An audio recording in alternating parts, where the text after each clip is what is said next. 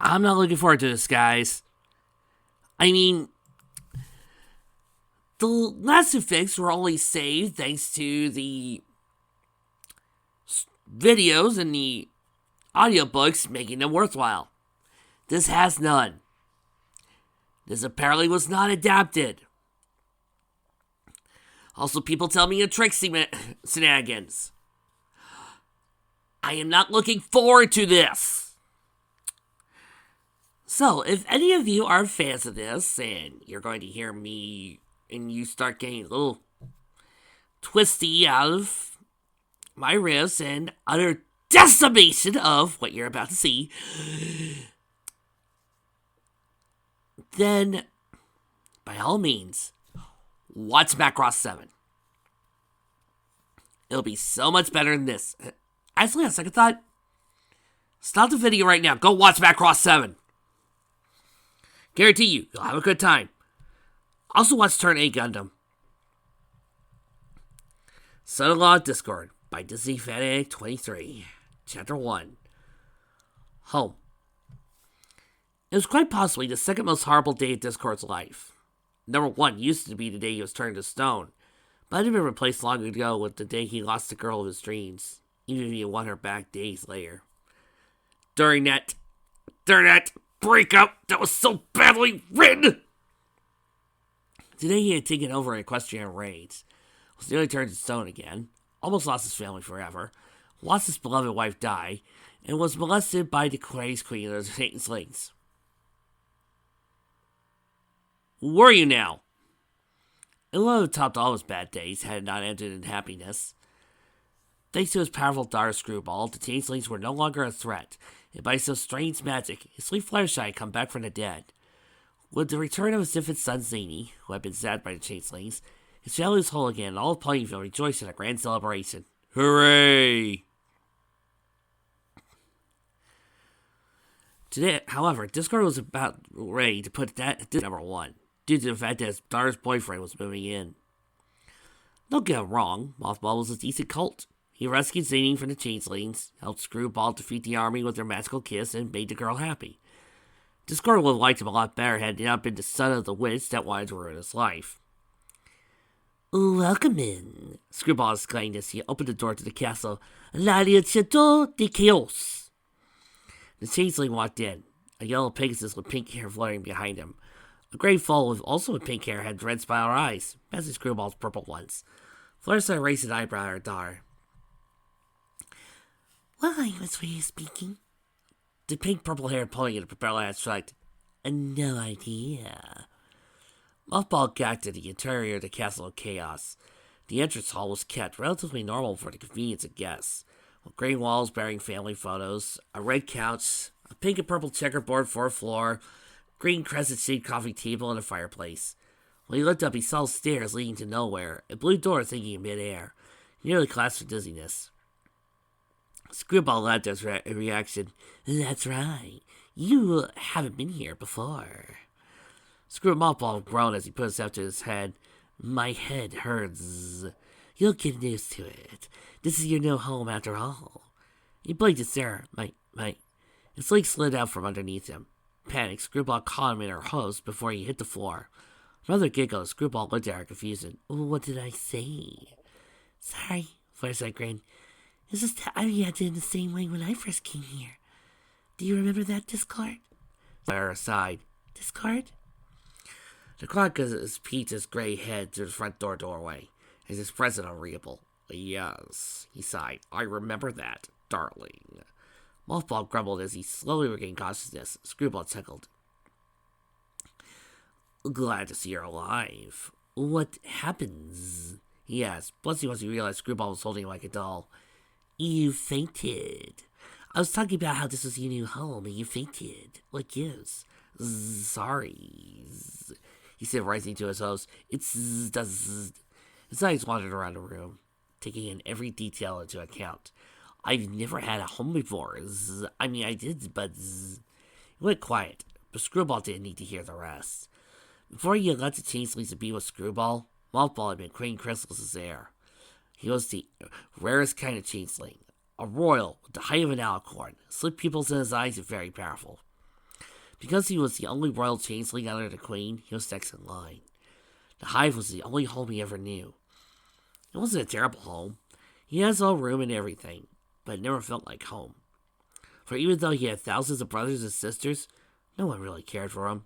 His siblings were all jealous of him, and his mother literally didn't have the heart to love him fully. Mothball was the only changeling with a heart. It was he inherited from his pony father. He was still shocked by the recent news from his mother that it takes two to make a royal changeling, though he didn't tell him who his father was. Oddly enough, he wasn't worrying too much about that. All he could think of was this big change in his life, finding true love, leaving the only family he ever known, defeating that family with powerful magic, and now moving into this funhouse of a castle. Screwball put her hoof around him. Well, we'll make you feel right at home here. That's right, Fluttershy said, patting his head. You're part of the family now, Zany. Right, Zany? The baby colt giggled in response. Discord said nothing, only stared at the changeling. He looked back at his mother. Green eyes, tiny fangs, blue as cobweb hair. A Beel's back, insect wings, hole in his back legs. The only thing he didn't see to inherit from her was her character. He must have gotten that from his father, whoever he was. Discord knew that changeling meant no harm, especially after Sakura explained to him that Mothball was not feeding off of Screwball's love, because her love was reciprocated. But just looking at him brought back so many memories. Discord stiffened as the teens moved in for a kiss. Fatherly instinct got the better of him as he lunged between them. Hold up, he exclaimed, glaring at the changeling. If you're going to live here, we're going to have to set some ground rules. Rule number 1, you're not to come within 12 feet of each other. Dad, Screwball whined. Fine, 12 inches. So no touching, ever. Rule number 2, you are to never be alone in the same room together. Rule number 3, his eyes were burning to Mothball's now. If you hurt my daughter or any other member of my family in any way, I swear I will turn your brains into soup and serve you to the vultures with fava beans and Discord! Gargoyles grew silent as the anger sound in his wife's voice. He straightened up and smiled innocently. Yes, my love, what can I do for you? She put her free hoof on her hip and raised her eyebrow. This look was softer to her stare, but alone was enough to bring the guilt out of Discord. Be nice. Those 2 words were all that was needed to make him submit. His arms drew to his sides as he let out a groan. Fine, I'll play nice with the little insect. He progressively patted Mothball on the head, which made Changeling grins in discomfort. So, Screwball uttered, attempting to break the ice. Why do I show you around? It's easy to get lost in this place. So those 2 pink double doors are Mom and Dad's room. The white one with the purple spiral is my room. And, hey, where's he going to sleep? We can spruce up one of the guest rooms, Fluttershy offered. You can ask Discord to decorate it however you like to. Yes. Mothball whispered to Screwball, I thought you said he liked me. He does, Screwball assured him. He's just a grump. Plus you're dating his daughter, and now you're going to be living in the same space as her. So he blushed and thought, anything could happen. I'm hoping something would happen. Woo! Changeling tilted his head in confusion. After a moment, his eyes widened, cheeks flushed to match hers as he caught her drift. Whoa. He's getting back away from her. We said I love you just yesterday, and only just had our first kiss. We just... I know that, Screwball whispered. You know that, but Dad doesn't think we know that. As a making example, Discord teleported between them, holding up a ruler. The 12-inch rule still stands. I admire your straight. Thank you, Trixie. Screwball rolled her swirly eyes. This had to be the longest day of her life. I mean, Screwball could still do things if he were to, do a changeling on some parts of his body, so that way they could be longer than 12 inches, if you know what I mean. Taser! Mothball laid in his new bed and glanced around his new room. He had it renovated to look like his old chamber back in the hive. Green, cave-like walls, a used bed with crystallized mattress, a thin black blanket and a hard pillow, a Min-May poster on the side. Oh, we're still in Macross mode, are we? It's kind of hard to stop. It was all he really needed to feel comfortable. Screwball had added a black armoire to the new outfits for him to wear. It didn't normally wear clothes, even while disguised, but it was still a nice thought. It was strange that he purposely reminding himself of the hive. His current home or not, it was still the place he had grown up in. It's still hard to give up the bed he had slept in for 17 years. His head turned to the door as it slowly creaked open. He wasn't used to having a door. His own room had been sealed off by a black curtain that seldom made noise. He was expecting Screwball, but was surprised by Fluttershy. "Oh," she whispered, "I thought you'd be asleep by now." Muffball shrugged. "I have a lot on my mind." "So I can imagine," Fluttershy said as he sat on the bed. "So, what are you doing here, Mrs. Fluttershy?" "See, lad, this Fluttershy is fine. I came to see if you needed anybody to tuck you in." He sat up and looked at her puzzledly. "Tuck me in." "As a mother, I make sure all my little ones are tucked in safely in their beds asleep." He pointed to himself. "I'm your little ones." "Well, of course. You're a part of this family now. I consider you one of my little ones. Oh, you don't mind, do you?" No, sir." Fluttershy smiled and laid Muffball back in as she pulled the covers over him. "Does your mother ever tuck you in?" He flinched at the mention, but he answered the question anyway. "Not really." He paused to look up at the Pegasus. Mrs. Fluttershy." "Yes, Muffball?" He bit his lip. "Do you think, well, maybe I could call you Moms?" Fluttershy's eyes widened for a second, but her lips curled to a sweet smile. "If that's what you wish, sweetie." So leaning forward and surprised Muffball further by kissing him lightly on the forehead. He felt a surge of motherly love pass through him.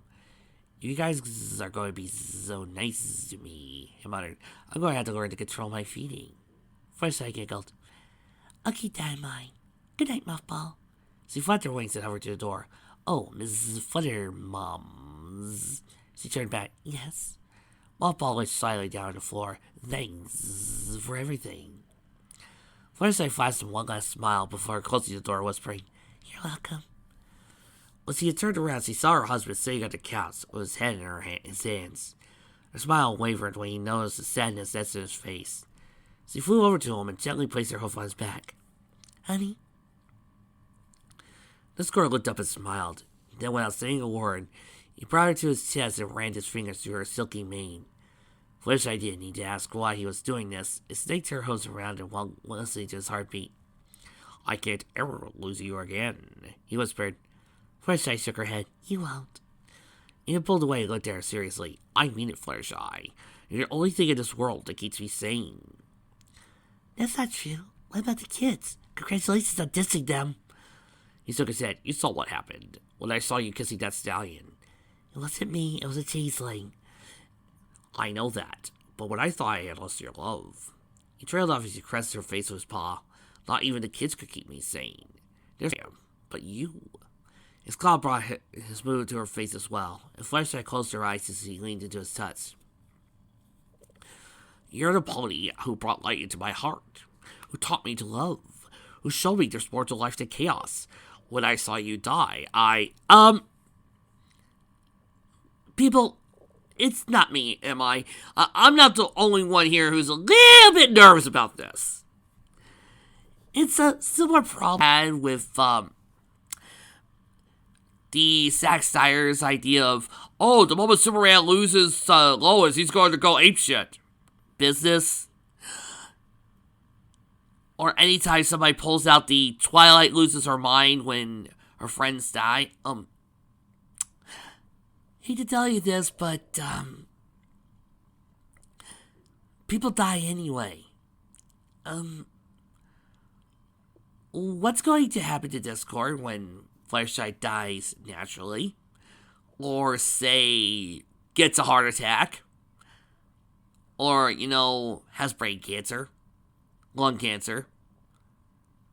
Any cancer that metabolizes into your body? There are quite a few deaths that could cause her to lose it. Lose her mind. Cause her to go... That could cause her to lose it. And Discord could go crazy just for that. Tears filled his eyes. He couldn't finish. Flesheye opened her eyes and reached up to touch his face. Shh. I'm here now, and I'll never leave you again.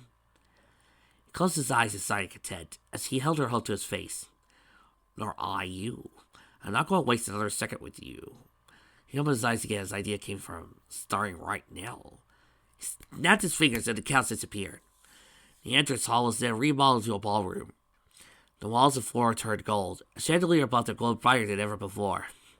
But dull enough so it didn't hurt their eyes. Discord snapped his fingers again, and the two of them were dressed in elegant attire. Flesheye gasped at the familiar golden gown embroidered in roses and vines. She lifted the skirts to find golden slippers on her hose. Her mane was tied to a ponytail falling loosely over her shoulder. A rose settled above her left ear. Discord wore a black tuxedo with white lining and a jacket, yellow buttons to match, with a bow tie. A third snapped his fingers and violin music started playing. Flesheye smiled at the tune. A first date. Discord grinned. Best night of my existence. She raised her eyebrows coyly. Next to our wedding night? He shook his head. No, because that night was the night I fell in love with the most beautiful mare in the world. And to think I had the honor of kissing and dancing with her. And nuzzling her. And also having a good meal of Fluttershy O's. But don't tell Trixie I said that. He bowed as he held out his gloved claw. May I have the honor again? Flesheye giggled as he placed her hoof in his claw. Always. Mothball's thoughts were interrupted at the sound of violin music. Curious, he climbed out of the bed and slowly opened the door. His eyes widened and decided Screwball's parents dancing in the middle of the entrance hall. Was he been transformed to a ballroom? Flesheye's head was on Discord's chest, and he held her close as he gently twirled her around. His paw was wrapped around her tiny waist, and clawed close her delicate hoof to keep her from falling. She was so much smaller than him. For them, size didn't matter. Mothball was in awe. Even if he didn't feel the emotion radiating out the couple, he could see the eyes and the way they held each other, that the love they shared was powerful. More than that, it was the most powerful love he ever felt. No wonder his mother tried to take advantage of it. What amazed him most was the soft look in Discord's eyes. He never seen the Draconics look so peaceful. Maybe Screwball was right about him not being as grumpy as he seemed. He decided to give the couple some privacy and shut the door. As he crawled back into his bed, his thoughts turned to his mother. He always known his mother and Discord had a history, but his mother had never given the details. He wondered what could have happened between them to make his mother so angry.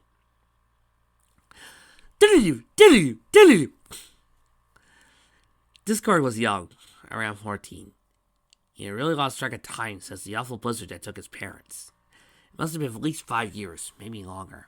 He didn't really care how long he had been wandering aimlessly throughout the lands. All that mattered to him was finding a place to settle down. He was in a forest of black trees, almost appearing dead. Despite the lack of leaves, the branches still loomed overhead, blocking out the sun. Discord never minded the dark. He loved how chaotic and familiar it was. Anything could be hiding in the darkness. He must spend hours guessing what it was in order to kill boredom. Discord looked down at his lion paw, stepped in a puddle. He peered at his reflection and saw the gray head of a teenage colt with a black mane, a mop of white on top. A single fang had grown over the years, but still was relatively small. His eyelids drooped over his yellow eyes with red pupils. And a while he splashed the puddle with his eagle claw, reflection rippling. Maybe he should just give up. He was never going to find a family that would accept him. He was too different. His head shot up where he heard the snap of a tree branch. He spun around. Who's there? He used his magic summon weapon. I'm warning you. I got a baseball bat. I'm not afraid to use it. There was a loud crack and a high-pitched screech. He turned to see a fallen tree branch, and on top of it was a strange creature he'd never seen before. His parents had told him about ponies, along with all the other animals whose parts he had, and this creature had a similar shape. However, it was more distorted. Legs had holes in them like Swiss cheese. His horn was like the crooked black branch it had just fallen from. His whole wings were like a fly's. On his back was a green shell like a beetle's, and his blue hair and tail were stringy like cobwebs. Discord made his bat ready when he saw the small fangs, in case the creature was carnivorous. The thing looked down with green slit eyes, and squealed at green flames engulfed it. Discord was about to put out the fire with a hose when the creature suddenly became less deformed, and more like a pony. Now it was a yellow foal with pink hair and brown eyes. Discord's jaw dropped to display. How did he do that? The creature tilted his head, confused at his reaction. It's okay, he said, raising out his paw. I won't hurt you. The thing looked at his paw and then to his eyes, probably deciding whether or not to trust him. After a while, it took his paw and teeth back to his previous form. When he held it to his hooves, he realized it was just at his height, while he saw him fall floors. The creature leaned in closer and squinted at him. What are you? It said in a female voice. Discord jumped back and released the thing's hoof. You're a girl? She glared out. Of course I'm a girl, you dummies. She put her hoof to her chest and proudly raised her head. I happen to be a princess. Discord snorted. Yeah, right. It's true. I'm Princess Inzectora Arcanise Chrysalis Changeling the Third. Chrysalis to my friends. Oh yeah? Well, I'm Percival Frederick von Kowalski von Frederick von Melissa de Dorello the Third. But you can call me Percy. He blinked. Right. And I'm King Discord Q to Conquest of 55th. I'm serious, you joker. I'm heir to the Changeling thrones. He blinked again. What's a Changeling? She rolled her eyes. You're really dense, aren't you? A Changeling's a shapeshifter. I could turn into anything. Really? Discord said excitedly. Can you turn into a puppy? Chrysalis sighed and complied with his request, taking the form of young St. Bernard. Discord nodded in approval. Impressive. How about a whale? She changed again, but back to herself. Fine, I can't turn into things yet. I'm only 12. Ha! Discord huffed. I could do better than that. He set his talons and a small pink cloud appeared, brown liquid dripping from it. Chrysalis gasped as he summoned a glass and filled it with liquid. Handed it to her. Go ahead and try it. She looked down wearily. How do I know it's not poison? Discord dramatically put his onto his chest. Why, Chrissy, what kind of creature do you take me for? I don't know. You haven't answered my question yet. What are you? I did conquest. Now drink the chocolate milk. She hastily took the glass and sipped from it, her eyes widening in amazement. It tastes just like love. Discord tilted his head. How do you know that? Oh, changelings feed off emotions. Love is one of them. He backed away in fright. Relax, Chrysalis assured him. It's only the power if needed. We eat other stuff. You're not going to feed off of me, though, are you? Heck no. Her eyes moved to the pink cloud. How do you do that anyways? Discord shrugged. I was born with it. Your species do that sort of thing. He hung his head. They did. They're all gone, though. Discord could have been mistaken. When he could have sworn to Changeling was looking at him with sympathy. You're all alone, he nodded. Do you have a place to stay? He shook his head. Then come with me back to the hives. He looked at her surprised. Why? She sighed. That's what friends do. Discord felt like he was going to faint. We're friends. Crystal sailed out her hoof. Zer, why not? Her lips moved to the evil grin. When I hear you wrongs. Discord sat up in bed with a gasp. He looked down at his wife. She was turned away from him, sleeping peacefully on her side. As much as he loved watching her sleep, he needed to be alone for a bit. He teleported himself to the entrance hall and slept on the couch. He snapped his fingers to light the fireplace, and again for a glass of chocolate milk. He wished he never met the feminist Spire. If he'd known her true nature back then, he would have never gone with her to the hive, let alone agreed to be a friend. He thought they had been friends, but she had betrayed him. She knew he should listen to his wife and let go of the past. But after today, the past is coming back to him. He remembered the anger in the queen's eyes when she had sworn he had broken her heart. It still made him shudder to think that witch had once been in love with him, as he removed her heart from her chest because he had broken it. Was it true? Has he really been in love with him all that time? Then Discord began to wonder if things could turn out differently. Sirs, He tilted the sound in the prince's voice. Mothball was standing beside him. What are you doing up? Discord snapped. You were in my daughter's room, were you? Yes, he was. No, Mothball insisted, holding up himself. I just got hungry. So you're up for having one of us as a midnight snack? Please stop. I just wanted some chocolate milk. That's all for Discord. You like chocolate milk. The changeling grinned. I love it. Discord stared at him, to his side. He summoned a second glass. Here, he said coldly, handing him the glass. Now go away. Mothball was about to obey his command when a thought occurred to him. He turned back to the Dracoid quest. What are you doing up, sirs? Discord grunted. None of your business. He expected the changeling to leave, but instead seeing beside him. He was about to tell him to go away again, but wasn't in the mood. After a few minutes of awkward silence, Mothball let out a small chuckle. You know, he said, holding up his glass, Screwy was the one who introduced me to chocolate milk. I told her I was hungry, but Z didn't know my diet. I didn't want to be rude, so I drank the glass she gave me. Chocolate milk tastes a lot like love, you know. Discord sat down and looked down with wide eyes. What did you say? I said chocolate milk tastes like love. I noticed a young chrysalis flash in his mind. He shook his head with a grunt. You okay, sir? Mothball asked.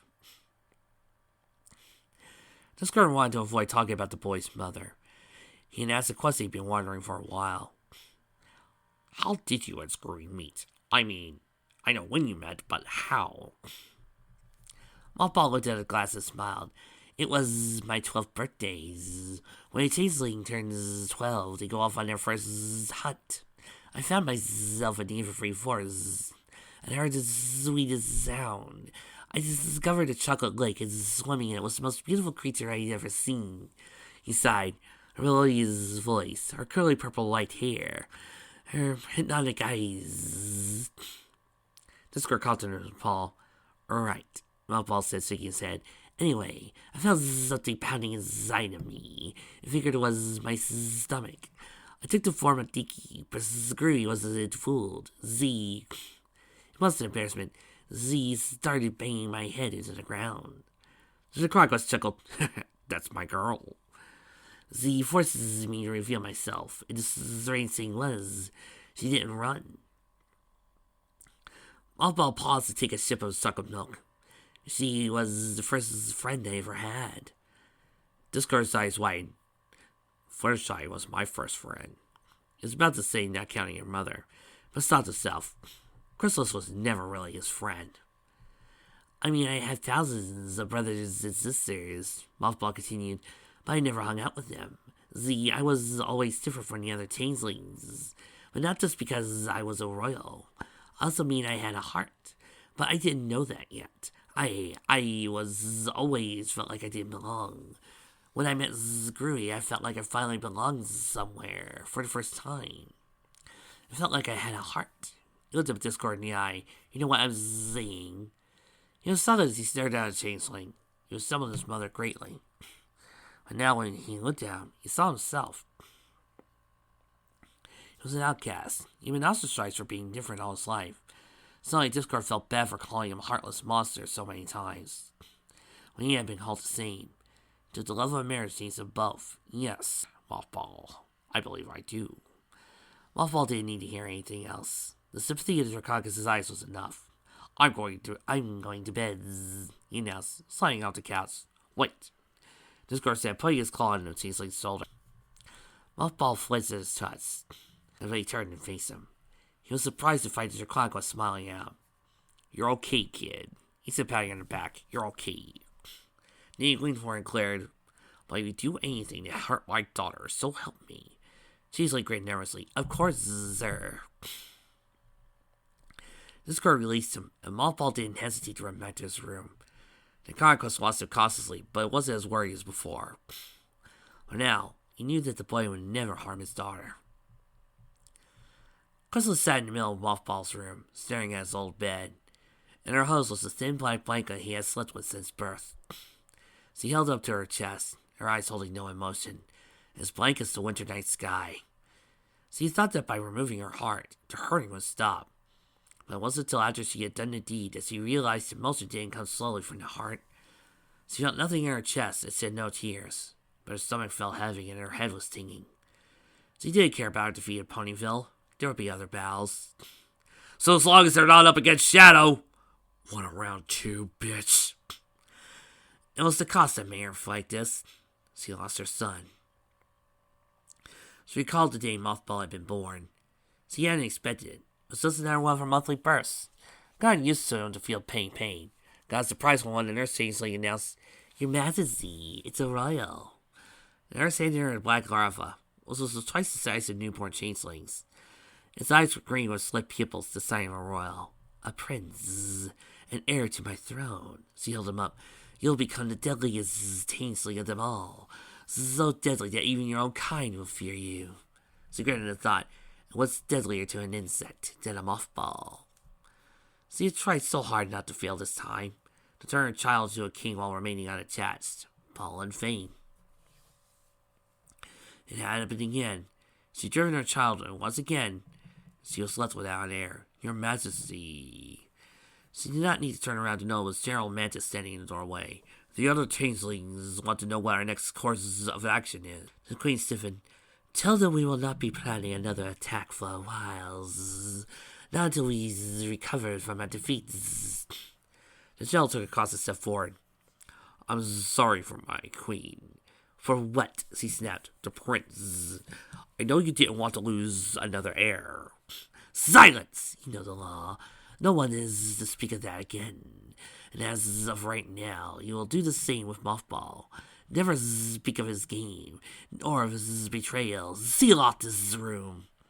Mothball never existed. Do you understand? Yes, my queen. Good. She sighed. There's no a new heir is needed. We'll have one soon. And this time. She pulled in the blanket so hard it ripped. No mistakes.